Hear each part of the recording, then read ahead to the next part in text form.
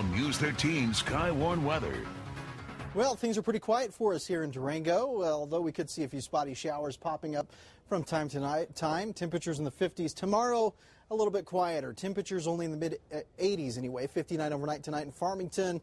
Partly cloudy skies. A few spotty showers popping up for us here as well. What we've got going on, of course, that front passing through Thursday, showers and storms following it, or at least right behind it.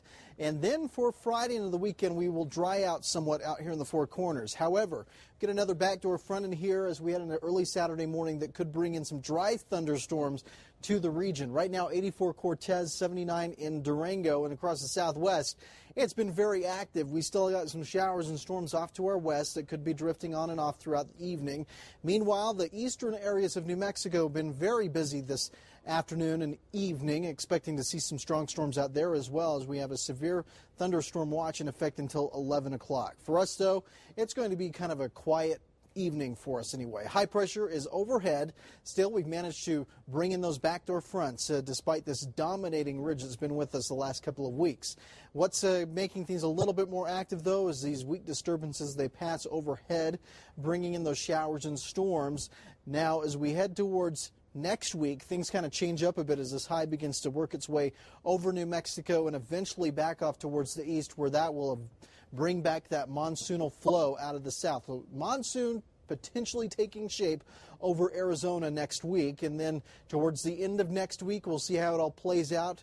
We potentially will be looking for some showers and storms courtesy of that southerly monsoon flow.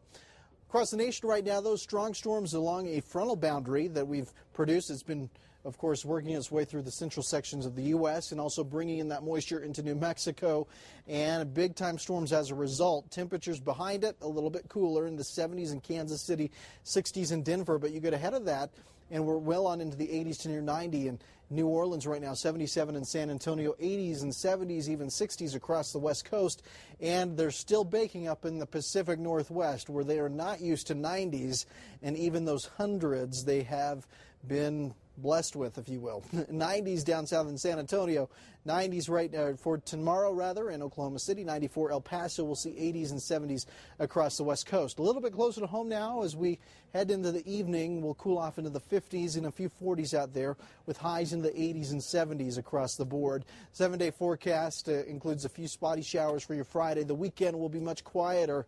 However, next week we get that flow on in. Thunderstorms will be with us, as well as slightly cooler temperatures.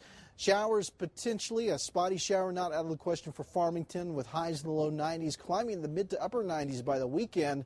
And next week, if we get that monsoon set up with the high off to the east, the low to our west, we will end up with some scattered showers and storms as a result of that and recharge the atmosphere somewhat. Highs maybe a shave a few degrees off as a result. One thing's for sure, though, those afternoon highs will help at least fuel some of those showers and storms into next week. Overnight lows will hang into the 50s and 60s.